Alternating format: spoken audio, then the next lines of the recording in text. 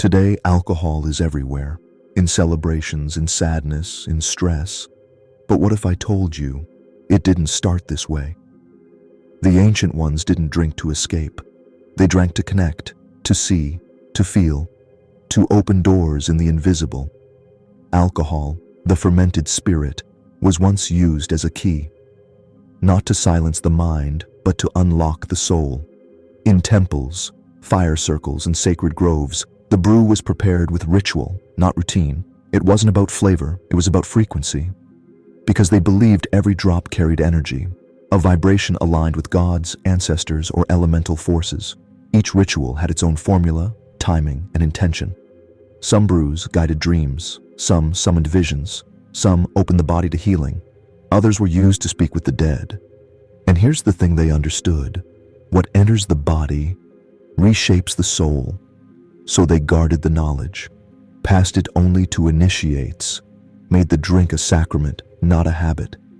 But over centuries, as power shifted from mystics to monarchs, from soul to state, the meaning was lost. And today, we drink without remembering. We consume what was once consecrated. We laugh while forgetting that every sip used to be sacred. But the old rituals, they still whisper. And in this video, we're going to uncover 5 ancient alcohol rites that weren't meant to numb you. They were meant to wake you up. Ready?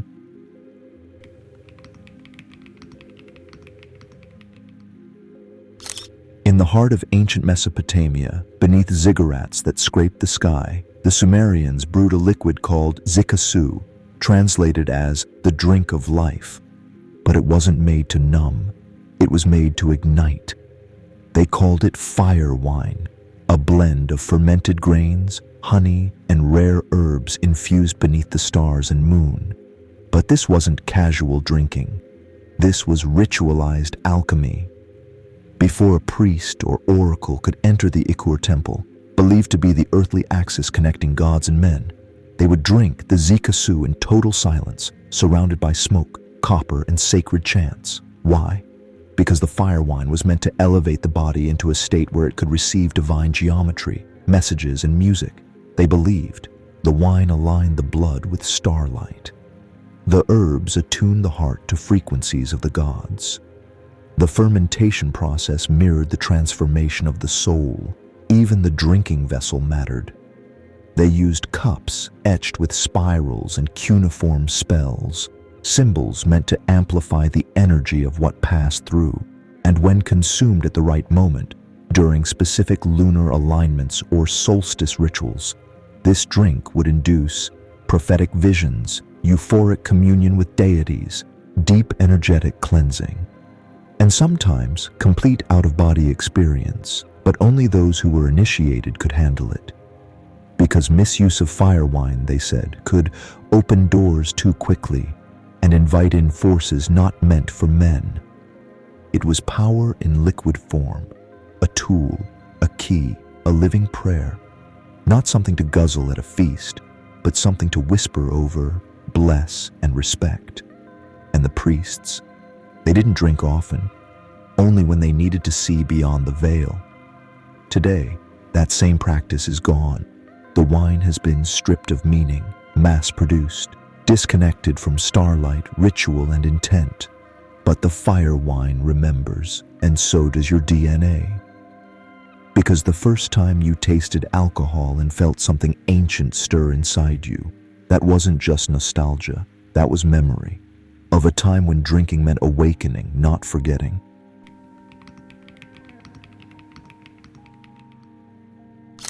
In ancient Kemet, what we now call Egypt, alcohol wasn't just sacred, it was coded. The high priests and priestesses of Hathor, the goddess of music, joy, sensuality, and divine intoxication, used a blend of fermented date wine and blue lotus to shift their consciousness into the dream realms. This wasn't recreation, it was navigation. They believed the dream world wasn't imagination. It was another layer of reality where gods whispered and truths emerged unfiltered by logic or ego. And to reach that realm, they needed a vehicle. Enter the elixir. Blue Lotus, or Nymphea Cerealia, was known as the flower of the Nile, but to the spiritual elite, it was the key to lucid dreaming, heightened sensual awareness, and divine prophecy. When combined with carefully fermented wine, the result was a glowing, almost iridescent brew, one that was consumed only under specific ritual settings, in temple chambers during moonlit initiations or in deep trance ceremonies led by oracles, and the process, sacred. Before drinking, they would bathe, fast, chant sacred tones to attune the body, and anoint themselves with oils infused with frankincense and myrrh. Why? Because they believed purity of vessel =, clarity of vision. Once ingested, the effects began.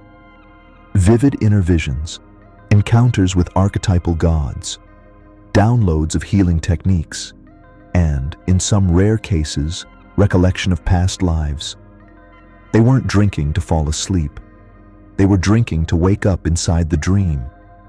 And unlike modern sleep, which we treat like a shutdown, the Egyptians treated dreaming as a mission, to explore, to retrieve, to remember, because in their cosmology, the dream was a training ground, a place where souls refined their path before waking life continued. Today, that elixir is gone. Blue Lotus has become an exotic tea, the rituals reduced to myths, the power forgotten, but your body remembers. Because when you dream deeply and wake up with a feeling you can't explain, that's not random. That's resonance. A signal from a time when alcohol didn't put you to sleep.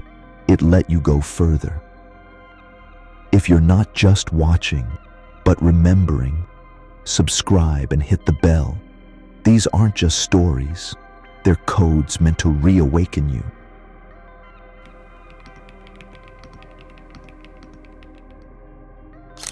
In the groves of ancient Greece, under moonlight and drumbeat, groups of initiates would gather for a ritual they called ecstasis, the act of standing outside oneself. At the center of this rite stood one god, Dionysus, the wild, the chaotic, the uncontainable. But what most people forget, Dionysus wasn't just the god of wine. He was the god of breakthrough. And his wine? It wasn't poured for laughter, it was poured for liberation. The Dionysian mysteries weren't parties. They were psycho-spiritual detonations designed to unravel your identity, break your ego's grip, and expose what lay hidden beneath centuries of conditioning. The wine was strong, laced with herbs like mandrake, henbane, or opium poppy, not for numbing, but for ripping the veil wide open. Participants would wear masks, not to hide who they were, but to become who they couldn't be in daylight. They danced, shouted, cried, collapsed, screamed. Why? Because they believed that truth can only emerge when order collapses. The structured, polished self we walk around with daily. To them, that was a prison. And the wine? It was the wrecking ball. As the ritual deepened, many would enter trance, seeing visions of their ancestors, confronting personal demons, or experiencing full ego death. The Greeks called it entausiasmos, to be filled with the god. Literal possession, not by evil, but by raw, unfiltered being. This was sacred chaos, and the goal? To return not just altered, but awakened. Because once you've seen yourself outside the mask, naked, broken, divine, you can't go back to playing small. You remember, you're not your job, your name, your past. You are fire. You are spirit. You are wild. And that's terrifying. To a world built on order. No wonder the mysteries were eventually banned. No wonder the wine was stripped of power and reduced to just another drink.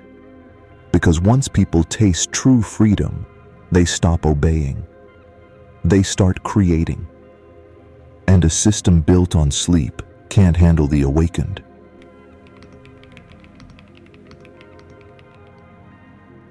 Deep within the dense breathing jungles of the Amazon, the ayahuasqueros, curanderos, and jungle shamans crafted brews older than history, stronger than fiction, and holier than any modern sacrament.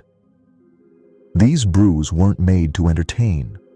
They were maps, and many of them fermented, not with yeast alone, but with intent.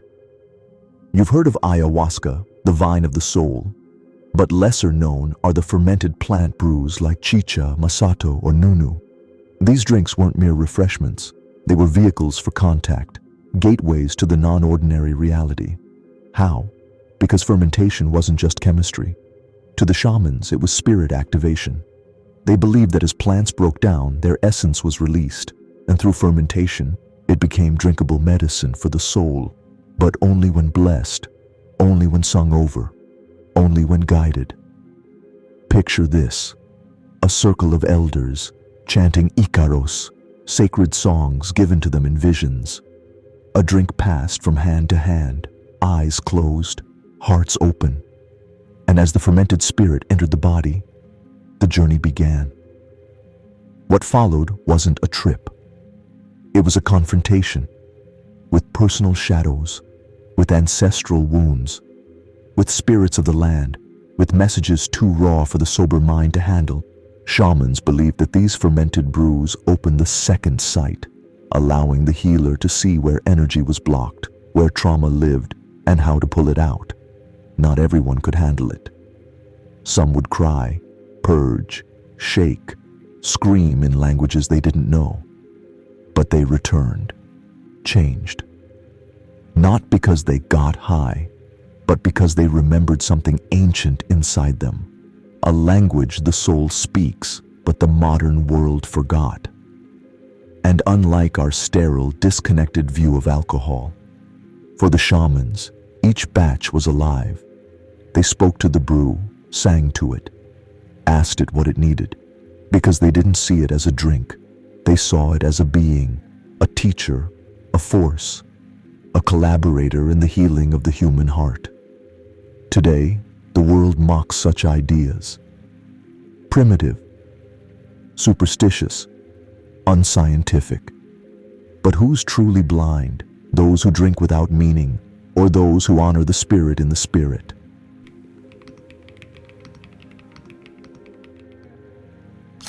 In the windswept highlands of ancient Gaul and the mist-veiled forests of old Ireland, the Druids, keepers of natural law, memory, and magic, brewed a golden liquid known as mead. But don't let the sweetness fool you. This wasn't a drink for celebration. It was a portal for prophecy. Made from fermented honey, water, and sacred herbs, mead was called the nectar of wisdom, and its use was reserved for those trained in the deep arts of foresight and energetic resonance.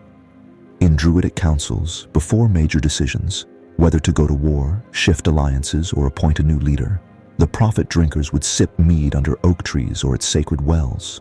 They believed. The bees carried solar codes. The herbs tuned the body to the rhythm of Earth's magnetic field. The fermentation aligned the heart with the voice of fate. And when the conditions were right, during lunar eclipses, Samhain, or Beltane fires, the mead became a liquid scrying glass. The druid would enter a light trance, eyes half closed, and begin to speak in riddles, symbols, and visions. Not vague poetic musings, but specific predictions given in the language of trees, animals, and numbers. This practice wasn't isolated. Across Norse lands, Slavic forests, and Germanic tribes, a similar phenomenon existed. The seer's cup, a fermented vessel of nature's essence used to pierce the linear illusion of time and receive the ripple of events yet to come. Modern science scoffs. They call it delusion, hallucination, myth. But ask yourself, how did these so-called primitive people accurately time migrations, harvests, eclipses, and even enemy attacks without technology? The answer? They listened to nature, to spirit, to the frequencies beneath reality. And mead wasn't a party favor. It was the medium of transmission. Today, we chug down alcohol to forget. They sipped mead to remember the future. Which one truly honors consciousness? Which one truly deserves the name sacred?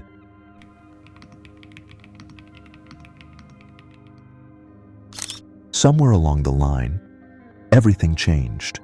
What was once brewed by priests, shamans, and sages became mass-produced in factories. What was once poured with intention was now poured for profit. The sacred was sterilized, the rituals erased, and the drink that once opened the soul now closes it. How? Because systems of power understood something ancient. A fully conscious society is impossible to control, but a sedated one? Easy. So alcohol went from elixir to entertainment, from medicine to marketing. No more sacred herbs, chants, moonlit timing, just chemicals, sugar, and packaging. You don't choose it. It's offered to you from the moment you come of age as a social default. Have a drink, take the edge off, relax, it's just wine. But what's really happening? Your mind slows, your heart disconnects, your instincts fade, your boundaries blur. You become easier to influence, more suggestible, less aware of energy, less likely to question the system you're in. And that's the point, because when alcohol was sacred, it woke you up. It activated your inner senses. It showed you dreams, spirits, visions. But now, it just helps you tolerate the dream you're trapped in. No rebellion, no resistance, just numbed compliance. It's no coincidence that alcohol is legal, heavily advertised, and available everywhere. Because real connection, real clarity, real consciousness, that's dangerous. Dangerous to systems that thrive on noise, distraction, and disempowerment. So instead of offering you fire wine, Lotus Elixirs, or Prophetic Mead, they give you flavored oblivion and tell you it's freedom. But maybe you're starting to see it. Maybe something inside you remembers. Because even now, in your quietest moments, you know, this isn't what alcohol was meant to be.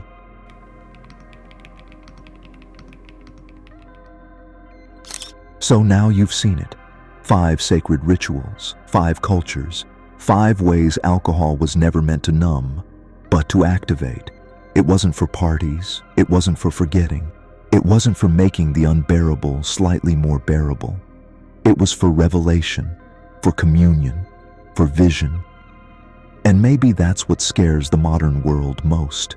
Not that you'll misuse alcohol, but that you'll reclaim it, that you'll stop drinking just to escape and start asking, what am I silencing? What am I really craving? What power have I given away sip by sip? Because alcohol is still sacred, but only if you are. Only if you remember, only if you drink with purpose, only if you stop looking at the glass and start looking at the mirror it holds. Maybe the ancients weren't primitive.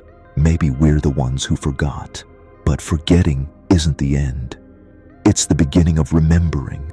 So the question now is, will you keep drinking to forget? Or will you choose to remember what it was always meant to be? Now you tell me, have you ever felt something deeper behind your drinking? Like a memory, a pull, a strange clarity? Drop it below. This time someone might finally understand you,